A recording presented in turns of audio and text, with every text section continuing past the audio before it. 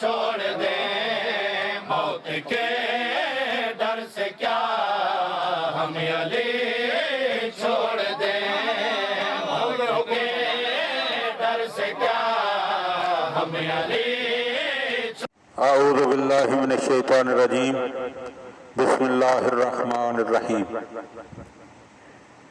حضرت امیر المومنین علی ابن ابی طالب علیہ السلام کے فرامین کا سلسلہ اور نہج البلاغہ کی ترتیب کے لحاظ سے 100 نمبر فرمان جو ہے وہ آپ کی خدمت میں ہدیہ کرنے کا شرف حاصل کیا جا رہا ہے۔ وَمَدَحَهُ قَوْمٌ فِي وَجْهِهِ، کچھ لوگوں نے آپ کے روبرو یعنی آپ کے سامنے آپ کی تعریف کی۔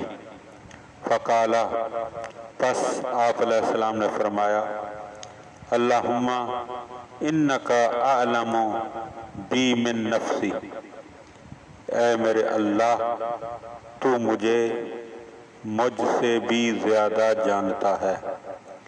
وَأَنَا أَعْلَمُ بِنَفْسِي مِنْهُمْ، اور میں ان لوگوں سے زیادہ اپنے آپ کو جانتا ہوں۔ اللہم اجعلنا خیرا مما یظنون، اے اللہ وہ لوگ جو ہمیں سمجھتے ہیں ہمیں اس سے بہتر بنا دے۔ واغفر لنا ما لا یعلمون، اور ان چیزوں سے درگزر فرما کہ جو وہ ہمارے بارے میں جانتے نہیں ہیں۔